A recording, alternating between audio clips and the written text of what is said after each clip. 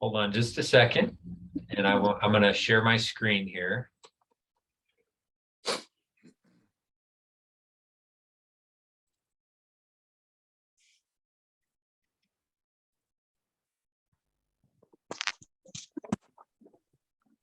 Is that showing the right screen?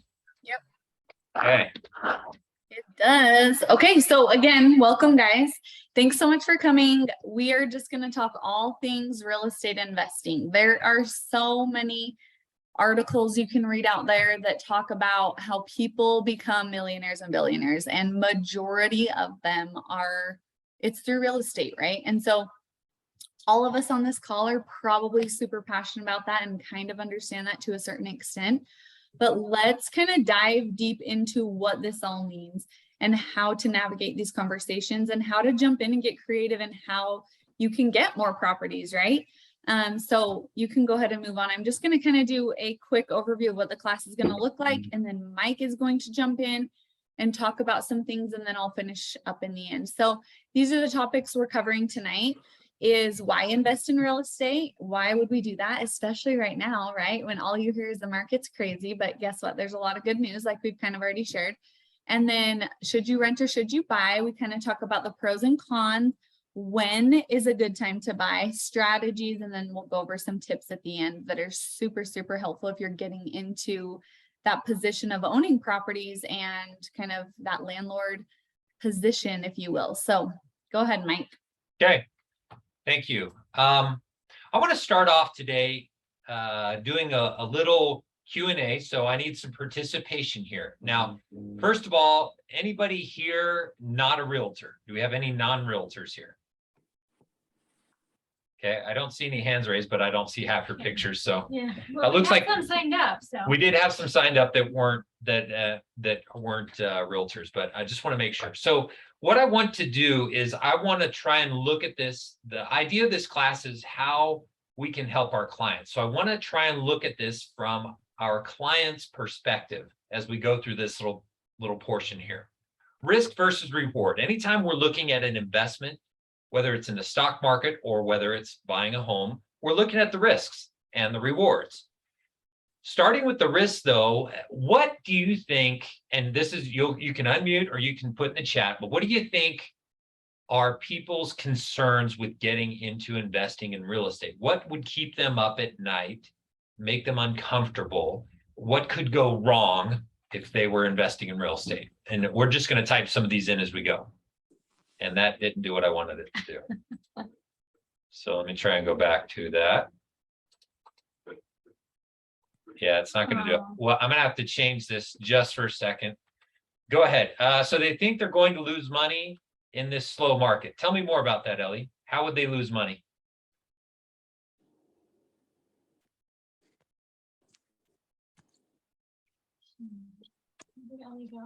And I'm going to move things around so this looks a little Ellie, better. So you just unmute bear with yourself me. and share with us about that. I don't want to talk. Oh, okay, no worries. Okay, no worries, Ellie. I just think that they're worried. I mean, everybody thinks the market is just going to drop out the bottom, right? They think that home values are just going to decrease like that. And I mean, we are on repeat. This is not the same thing as it was in, what year was it? 2008 or whatever. This is not the same market, but people have in their minds that that's what's going to happen. And so I feel like I'm constantly trying to explain why real estate is always a good investment. Great. Love it. Okay. You're hyper focused on the value of the property, right? Is that what you guys are meaning by losing? So like they buy it for 50 and in a couple months from now, it's a little bit less, right? So they're so hyper focused on the value of the house they're buying at any given time. Great. Other thoughts? What else keeps people up at night? I also wonder if they are worried that they won't be able to, like with interest rates as high as they are, they won't be able to cover the mortgage costs. Okay. So they will have to pay monthly in order to make this happen out of their own pocket, not their renters. The rental income is not enough to cover the mortgage. Mike, I'd say that is probably one of the biggest concerns. I myself, I just barely got into my first investment home this past June. And that was one of my concerns is I was like, man, my monthly payment is so high. I don't know if my renters are going to be able to pay that. Yeah. Luckily, I mean, it did, but right now the cost of rent has yet to catch up fully to. Yeah, it always lags behind. Typically, 1 to 2 years, it can lag behind. In this market, it might be lagging behind even potentially a little further. Cool, good. Any other Someone thoughts? mentioned having to unclog toilets and management. Okay. And I think when you think about that, we're thinking about, we just mentioned negative cash flow, right? You're having to potentially fork out a little bit per month to cover that mortgage payment and the expenses. And then when you've got the management or the clogged toilets or whatever that might look like. Okay. On top of that, I can see that would Great. keep you up at night. I used exclamation points to make that fun Yeah. there. Okay, not having renters. So we'll call that vacancies. Certainly a concern, because then we're not getting any money. And what Jaron was worried about is a much bigger problem, right? So good. Any other thoughts?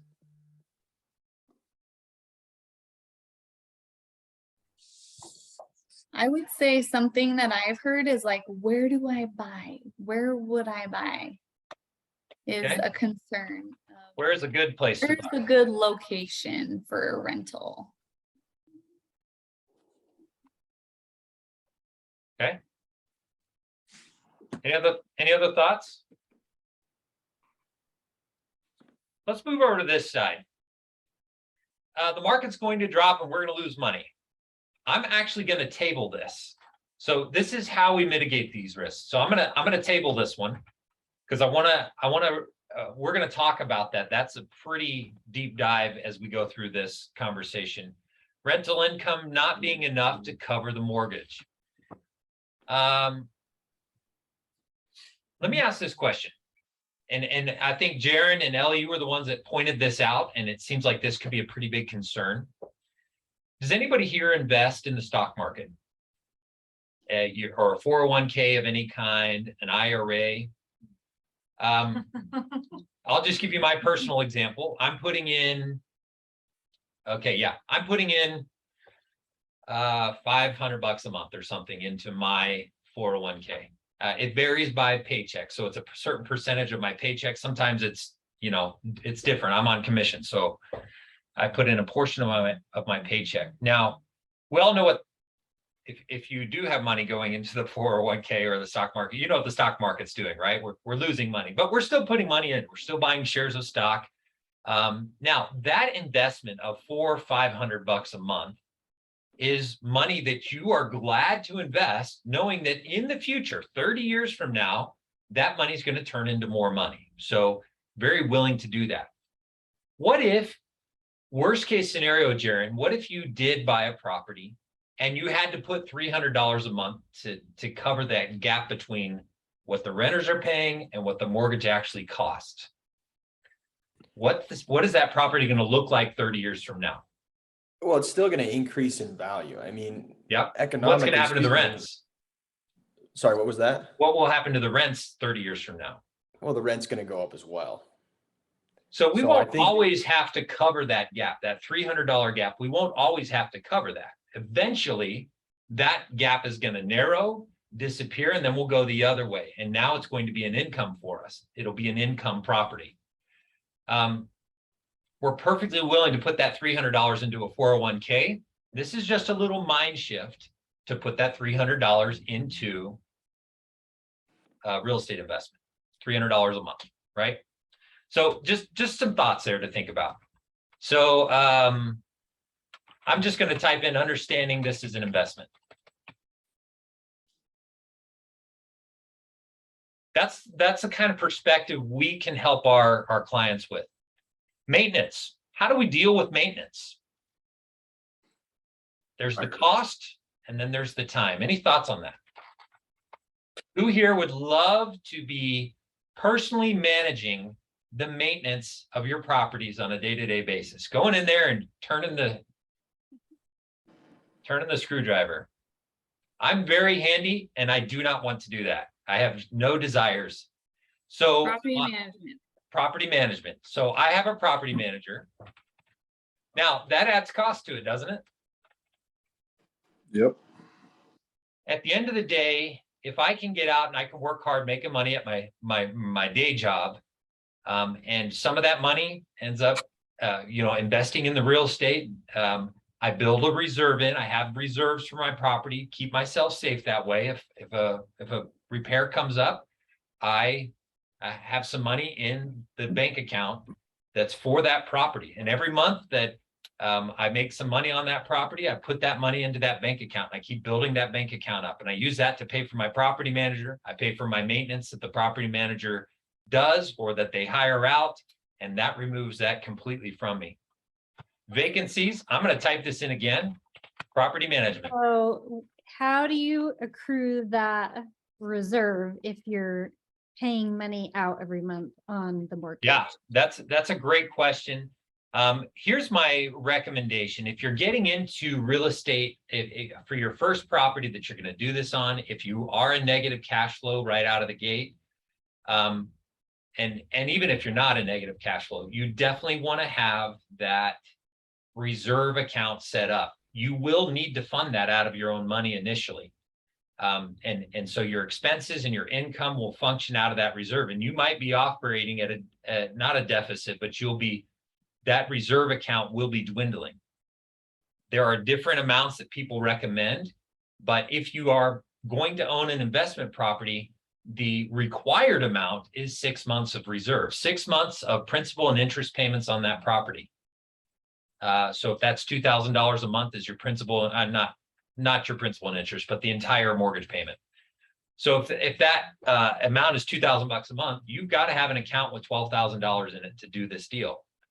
You make that account your operating account, and over time rents are going to go up.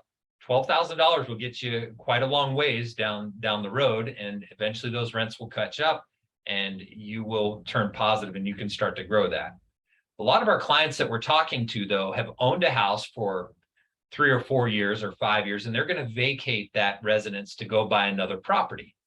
And when they do that, they're not going to be in a negative cash flow. So the only ones we're talking about that are negative cash flow are usually the ones that are buying an investment property today. And those are the ones that will potentially face that. Everybody else that has owned it and they're going to move out of it and go buy another property, because and Sam's going to talk about that later and why that makes sense to do that. They're going to be in good position right out of the gate and they won't be going negative. Good question. Okay. And then vacancies. I wrote property management on there again because you get a property manager, a good one, they're going to keep your house rented for you. You pay your 10% to the property manager, but they keep it rented for you. I'd rather pay 10% to the property manager to handle these things than worry about fixing the problems when they come along or having to deal with that. And then the other piece is that property manager is going to keep the place rented out for me, which I really like. Where's a good place to rent? And that's where you guys come in. You are real estate agents. You will help them to find that great rental property. If you're not sure, and Ellie and I had this conversation the other day, if you're not sure what the property is going to rent for, again, I'm going to type this in one more time. Get yourself a good property manager that can tell you what the rent should be in that area. And that way you'll know when you go to look at a house that this house is going to rent out for $2,400. You talk to the mortgage guy, your lender. How much is the mortgage on this? $2,500. Okay, I'm at a $100 deficit on this house. Can I live with that? Well, I could live with that for a couple of years. If when interest rates come down, I'm going to refinance it, and then I won't be negative cash flow on that house anymore. So a few thoughts there. Any other things before we move on? I want to show you the reward part. We talked about the risk. I want to talk about rewards. Any other comments before we move on? I was just going to mention the fact that Since I've transitioned from self-management with my investment property to having a property manager, my property has been better kept. So the maintenance is getting done much more often. So you're not having this, oh, PS, this is $5,000 or $10,000. It's like, oh, hey, we need a couple $100. And my property manager sets a threshold with me that's like, hey, I'll contact you and get clearance from you if it's above this amount. And I love that because I really want to be as hands-off as possible. But when it does get into those higher categories of cost, I want to be more involved with what that might be or what our options are. It's been a game changer with upkeep on our property. Plus, I love the fact that honestly, when I went from self-management, I am not a hovering type person with my property. And so, like I said, she takes better care of it, but I'm also getting tax write-off for having to pay her. And before, we never checked on it. I wasn't doing good with like upkeep, so I didn't have expenses. And every year my tax accountant is like, you really don't have any expenses on this besides like mortgage interest. I'm like, yeah, no. She's like, is there anything you can think of? And I'm like, yeah, no. But now I'm like, yes. And she like gives me all the things that I need to provide for my taxes. Like, it's been such a game changer. Not to mention, I was super undercutting rent. I went from, before I hired her, I was renting for $1,100, and that felt like so much because before it was $850. I was like, this is so much. And she's like, yeah, $1,400 minimum. I'm like, oh, sign me up. So there's a lot of benefits to a good property manager. There are. One last thing that Sam pointed out, and I want to reiterate this, is when Sam says that the property's better kept, that means a better experience for your renters. If they have a concern or a need and it gets addressed quickly because your property manager is going to, this is their full-time job, they're going to manage that better than we do personally, better experience. That means that renter is going to stay happy and you will have less vacancies because of that reason alone. Which, to piggyback on that really quick, Mike, the emotion that I had involved in my property when there was like the slightest nick on the wall, or like, I mean, we had some people that didn't take very good care of it. There was so much emotion involved, and I was the person like going in and cleaning up their dirt, and then I'd get so frustrated. And I'm like, is this even a good thing? But now I'm like, this is great. There's just money in my account every month for our property, right? So I think the emotion, and especially when we lived in the property, sometimes it's hard to like separate yourself, but it is important to be able to do that because you have to take yourself from a personal experience to running it like a business. And so that's been a game changer for me as well. Okay, cool. I like that money in the account. Let's talk about this. Let's talk about how you make money on an investment property. We've been talking a lot about cash flow. But there are actually 4 ways to make money on a real estate investment. And this is what I want to go over now. We're going to assume for this scenario, this example that we're about to show you, that we have a purchase price of $400,000. We're going to assume that you are buying this as an investment property. You don't intend to live in it. So you're not vacating a primary residence. Somebody just has $80,000 to work with. They want to go buy a house. You find a house for them. This is an interest rate of 6%, which is a little lower than where we currently are. But for the purposes of this, it's going to work great. The monthly payment is $318 for the principal, and then $1,600 for the interest. We have $200 in taxes, $65 in insurance. So our total monthly payment is $2,183. Okay. We are also assuming that the borrower makes between $83,000 and $178,000. That is going to describe the vast majority of the clients that we're working with for an investment property. Okay, so let's go into how we make money on investment property. First of all, we've talked about cash flow. Now, right now, it might be tough to get $216 cash flow on our property. Jaron, would you mind sharing with us? You said, fortunately, you did not go negative. Are you positive at all on your cash flow? Yeah, I'm positive about $300 a month. Great. Okay. So this example should fit right in. It's even perhaps a little low compared to where where you are on your property. So assuming we're going to get $2,400 of rent per month and our mortgage payment is $2,183, that means our cash flow is about $216, which is about $2,600 per year. Now we take $80,000, that's our initial investment, and we divide it by $2,600.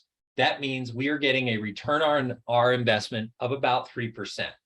Now, if that was all we were getting, if that was the only benefit, this might not stack up too well against taking that same $80,000, investing in a good 401k. This year it would probably be fine, but year over year, 401ks might get anywhere between 4 and 8%. So this would be a little low if this was our only return on investment, but it isn't. So let's see what else we have. Appreciation. Now, again, taking this year in isolation, appreciation has not been great this year. In fact, we have depreciation this year. However, if you look at this year compared to, if you add this year to what has happened in the last 2 years, that 3-year total combined appreciation well exceeds this 17% that we have here. We have had amazing appreciation in real estate. For the purpose of this example, we're just going to look at a 20-year average. And over the last 20 years, let's say that appreciation has been at a rate of about 3.5%, which is actually a little lower. We're really at about 3.9%. If we exclude the last 2 to 3 years, we're at a 3.9%. If we add in the last 2 to 3 years, that actually is much higher because we had amazing appreciation. Okay. So we take that $400,000, we multiply that times the 3.5% that we get per year, and that's roughly $14,000 per year. Again, we take the $80,000 and we divide it by $14,000. That is a 17% return on investment for that, which now we're getting this is starting to look much better once we look at that appreciation. You ever see one of those infomercials and they go, but wait, there's more?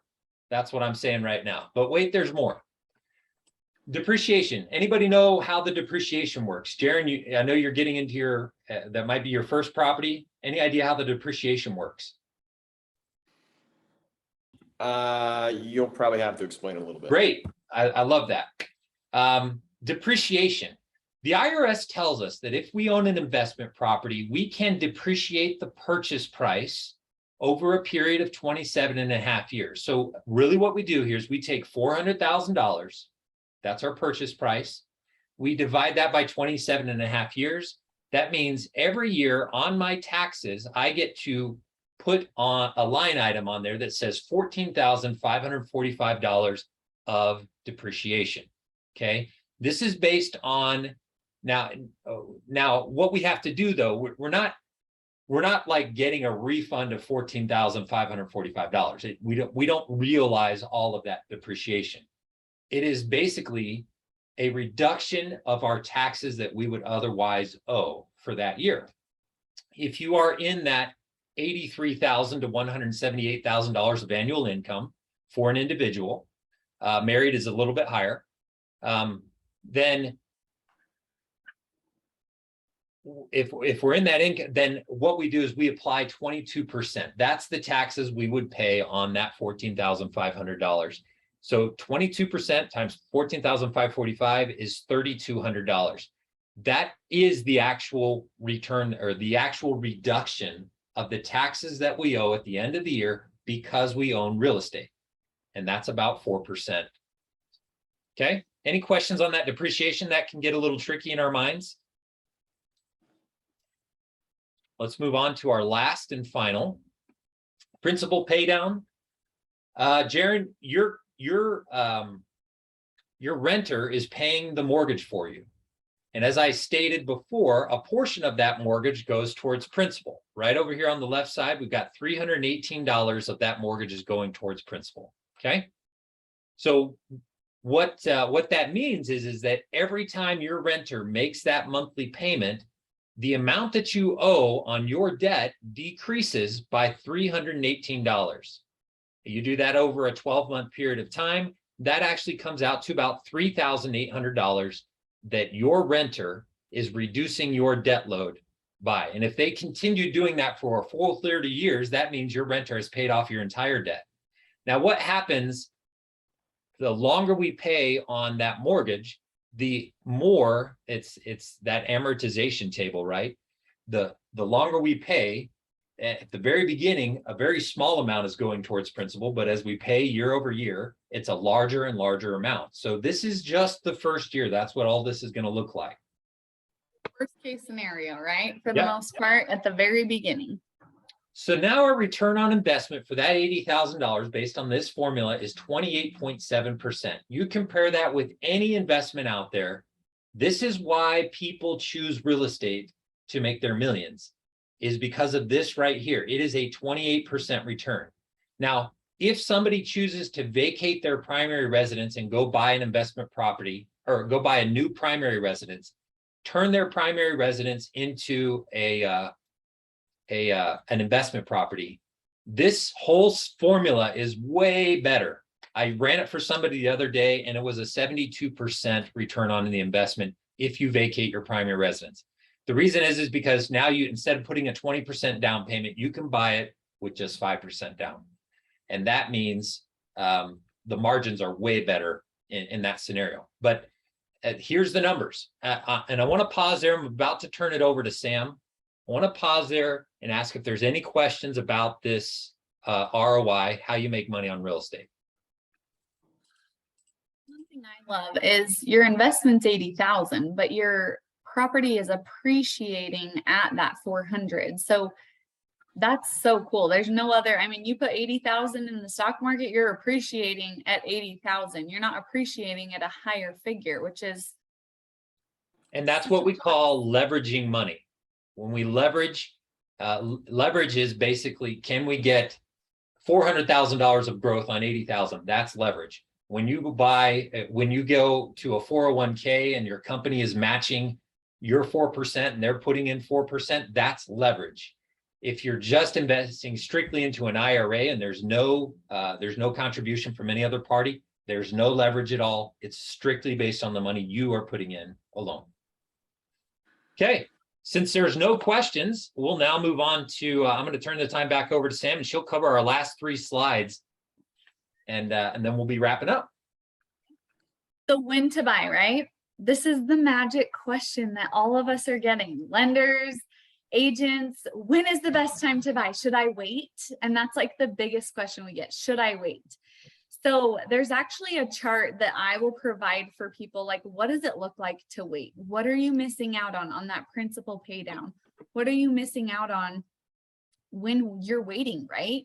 The thing that we're noticing right now versus what we have experienced for the last 2 years is, for the most part, when you're putting an offer in and you're well qualified, you're probably going under contract, where in the last 2 years, we've been experiencing all of the 98 offers on every house.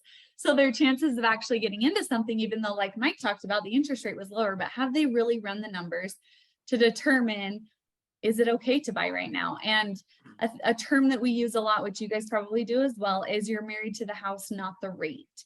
And so if that is something that people can kind of grasp onto and realize, guess what? You don't have to be okay with this interest rate for the next 30 years. It's totally okay. So we don't know what the market's going to do. And I know we talked about that value and how people are so hyper focused on the value. And so I like to connect with people about stories. So a perfect example of this is my husband bought a condo clear back in 2003, and he bought it for $100,000. And that felt like a lot to him at the time. And in 2008, it went down to $60,000 value. The value of the property was $60,000, and people were bailing left and right. It was such an emotional decision that people made, that they're like, my value isn't here, even though they were probably still okay with what that monthly cost was. There's such this like hyper focus on the value, right? Well, we were fine with our mortgage payment, and we also had this as a rental for a number of years during these, during this time. We still have this property today and they're selling for roughly 350,000. Okay. So as long as that monthly cost and those risk mitigation factors are in play and you're okay with the risk, like Mike talked about, then guess what? It's probably an okay time to buy. We have a lender in our office that just bought an investment property and closed on that property last week, right? So she knows what the long-term gain looks like on what that property is going to be. So that's kind of the story I like to tell people because it resonates with me. It's something I've experienced. We've been able to leverage that property to get more properties, which is awesome. So we never really know, like, it's absolutely today. You're never going to look back and say that today's not the best time. But yes, if we were to say 2018 was the best time to buy, a lot of people would be like, man, I wish I would have bought in 2018, right?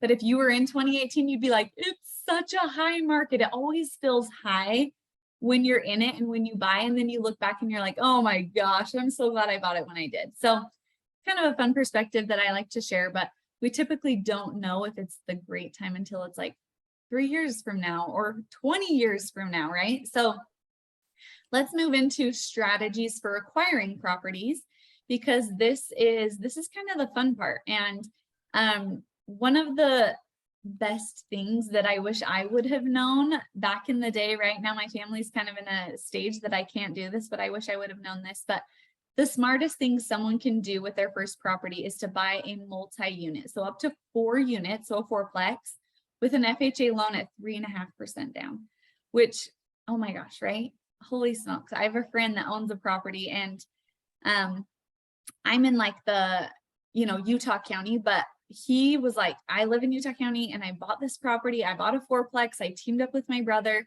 and we bought it in Fillmore. He's like, Fillmore, like I was so nervous. Was this ever going to rent? And today he's like, it is literally the best thing I've ever done, is buying that fourplex in Fillmore, right? So sometimes you think like multiple units can be kind of scary, but such a smart thing. So you live in one of the units, you rent out the other 3 because it's a primary residence, then you continue to do that year after year. So buy it as a primary, live in it for at least a year, turn around, do the same thing, right? So Pam, let me add to that if it's okay. yes, What I of like course. about the fourplex, what happens if you have one vacancy in a fourplex? That's impactful, but it's not nearly as impactful as a vacancy in a single family residence. That's all I want to say. So true. Yeah, you're diversifying your risk involved in the one property, right? Especially when you're making a portion of the payment when you live there for the first year. So you kind of get a feel for what that's going to look like in the upcoming years, which is definitely a benefit. This next one is a fun one to talk about. It's our second bullet point on this slide. It says buy a home that has a basement or accessory apartment. So here's the cool part. We used to just say, yeah, save all of the income that they're paying you, which is always great when you're like, cool, my mortgage is $200 a month because my renters downstairs pay for my home mortgage. But the cool part is Fannie Mae, September 1st, they came out with it was Freddie Mac.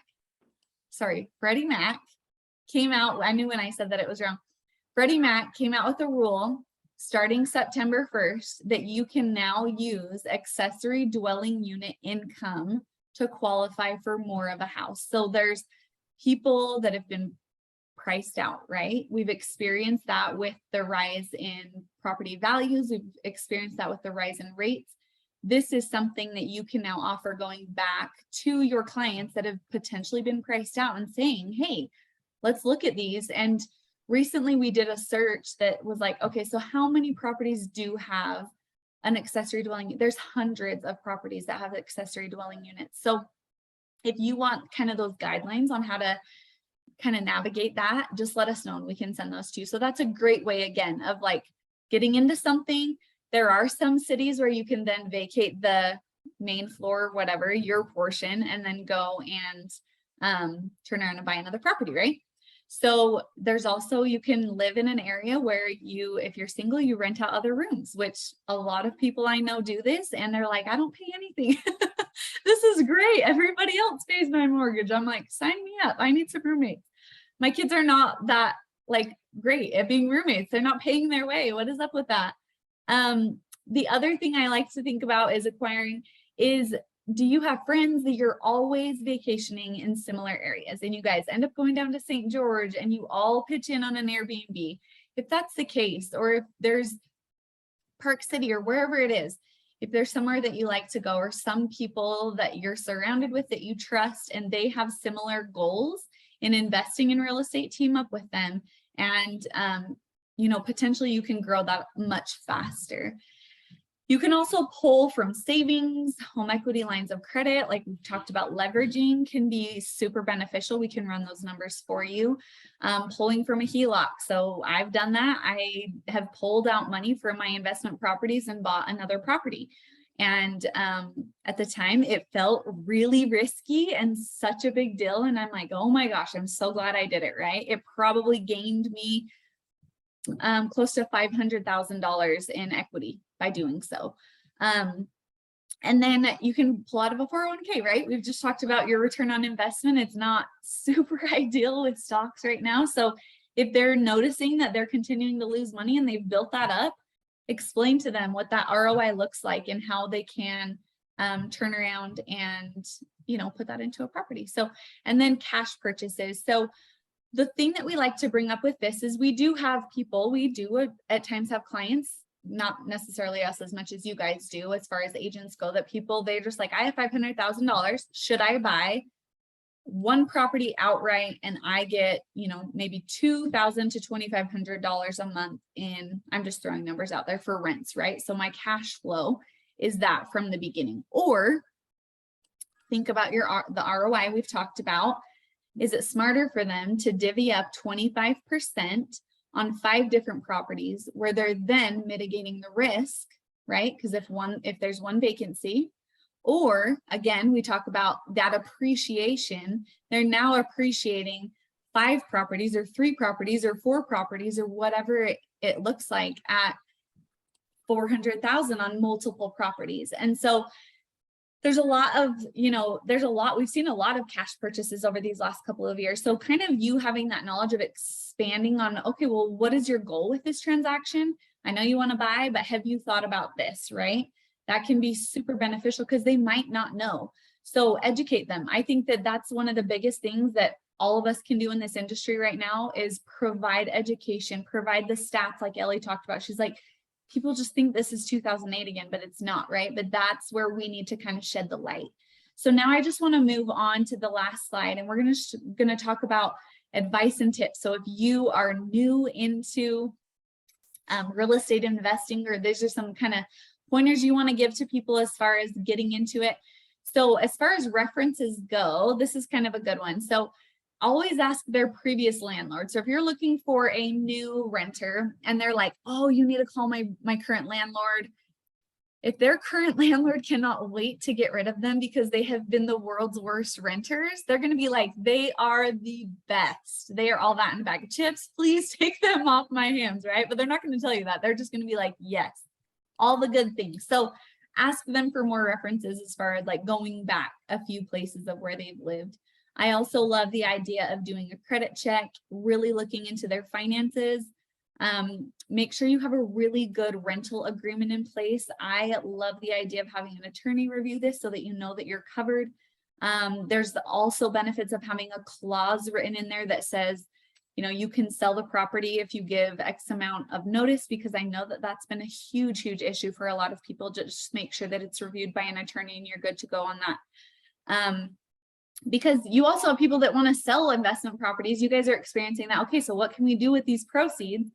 We can talk more about 1031 exchanges in another class, but that's also like some huge, huge benefits of having that clause potentially in your rental agreement, because you're finding out that your properties could appreciate in other areas at a better rate. So knowing your city codes, this is one that I like to talk about, especially for you guys, is there's a lot of cities that aren't allowing, they're really, really, really starting to crack down on short-term rentals. I'm sure you guys have heard kind of the horror stories, but I recently attended a panel and they were talking about how there are some cities coming in and they are full on wiping out short-term rentals, Airbnbs. There's another person we work with, her name's Vanessa, and she attended the U of U in a business program. And there was actually a company there, it was like all these little entrepreneurs, they're ready to like launch these cool businesses. And there was a business there that was launching, and they were selling their software to cities to track down Airbnbs that were illegal. So I think like sometimes when we think of these city codes, you're like, oh my gosh, they are so busy. There's no way that they're going to find me, but you do have these companies that are coming up with the software to help them catch you. So I just like to think of that. If you know of a client that's really wanting to have short-term rentals, and you just dig into that, because there are some cities really blocking that ability. And I mean, it's just like a whole nother rabbit hole we could go down to. So if you don't want much involvement, we've talked about this, hire property management. I'm such a huge advocate. I also have a great recommendation for that. If you guys want to kind of shop around and get some ideas, beware of HOAs. So this is something that I like to mention as well. When you're talking about ROI, we need to figure in there, what's the HOA? Also, when we talk about short-term rentals, which you guys probably deal with, is making sure when you're talking profit margins, you understand what type of short-term rental that they're getting into and how to calculate that. For instance, my dad has a property in St. George. There's super high HOAs, plus the neighborhood that his property is in, they charge him 35%. And they also set what he can charge every single night for the property. So as an agent, I think that that's important for you guys to understand the different types of ways that these HOAs can kind of control that. So just be careful there. There are some loopholes that you can be kind of creative when it comes to that. But investing is not a get rich quick. So this is definitely something that we want to explain to people, like that long term. Like when I talked about, we bought it for 100,000. It was like down in the 60s, but now it's 350. Like, okay, this is feeling pretty good, right? But had we bailed at 60,000, we'd be kicking ourselves right now at losing this great growth, right? So I love the idea of increasing rents every year, but I was not that landlord that was like, I just thought, oh, they're great renters, let's just keep it as is. But my property manager is really good about increasing our rents every year. And then this last one talks about if you can afford, sorry, not the last one, but this talks about if you can afford a 15-year mortgage, your cash flow could potentially be higher, which is good, and you pay less interest. Right now, I just say run the numbers in all the different scenarios, which we can totally do for you. That's one thing that we love to do, is run all the scenarios. What is the best fit for you right now? What is this going to look like if you do buy on the rate? How can we negotiate these things? So we also like to talk about being cautious of renting to family and friends. That can unfortunately get super messy, which I know that I'm seeing some head nods. That's a for sure thing. So, and then another recommendation, again, this is such a long-term gain, and the leverage that you can do when you've invested in real estate is huge. So never sell unless you're buying a replacement property. So just keeping your investments in real estate is such a long-term benefit. So I'm going to pause there. I want to make sure we answer any questions that you guys have. Ellie asked for recommendations on property management, so I'd be happy to share those. I can send that out. I'm sure we all have a few that we recommend, so I can send that out. I know that Mike knows who I use as well, so you can send her that info. Sound good? I did send Ellie a couple. I didn't send her the areas she was looking in was Ogden and Tooele. Ogden and Tooele. So I'm not sure that the one we use, Sam, goes out there or not. I didn't ask her. She does. She goes all the way down to St. George. Oh, only because she's familiar and she has family in the areas. Yeah, so Okay. she might. I would find out. That's She's one great. more I could send you, Ellie. Is there any other questions you guys have? Do you want to just like get comparisons? Oh, Yeah, that Okay, makes sense. cool. Yep. Yep. Definitely. I love Melissa, but it is good to make sure you find the right fit. Yeah. Any other questions or thoughts? Our goal with this class, by the way, is to do this once a month. This is an opportunity. If you are having conversations with people that are considering investment, pull them into this class. Let them get the information, and we can help them out. Yeah, And like, oh, sorry, were you going to I respond was to just Ellie? gonna say, yeah, Ellie said it wasn't Melissa. I'll send you that again for Melissa. Okay, go ahead, Sam. We also like, if So- you want their options run, or if they want to have a conversation about why cash flow is not the number one thing, we're hoping that by you guys seeing it spelled out on a screen the way that we did, you're like, okay, I can navigate this, and cash flow really isn't all of it, right? So if, like Mike said, if you're like not quite there and don't want to have that conversation yet, just invite them to next month's class. And we'd be happy to have it. It's a great way for you guys to be marketing yourselves. Number one, a good reason to reach out is a free class that people can come to and learn about investments. And it gives you a really good reason to follow up with them as well. So that's what we're always trying to do for you guys, is just find ways to help add value to your clients. So hopefully that was our accomplishment today. Okay, everybody, we did throw Melissa Yates in there as a property manager as well. And then, I can put Kenzie. okay, There you go. yeah. Yeah, Any other questions? Any other thoughts before we adjourn? Don't end the meeting yet. I'm gonna put Kenzie's number in there. Okay. We I just got have one to find more it. property manager. Kenzie is the one that Sam and I use for our properties. Sam actually turned me on to her. She's done great. I know Melissa is great, and I know Kyle is the other one that I sent to you, Ellie. He's great as well. All three of us have personal experiences with Sam, Debbie, and Sam. We all have experiences with all of them. Great property managers. Okay. There it is. You can just take a quick screenshot of that if you guys are looking. And then we will have this again in the beginning of November. So line up some clients, bring them here. Let's see if we can't help you get some business out of it. Okay. Thanks, everybody. everyone. I did have a recording of this. Feel free to send me a text or an email to me or Sam or Angela. If you want a recording, we'll send it out to you. We'll put it on YouTube and just send you a link to it. Okay. Talk to you later. You guys have a good night.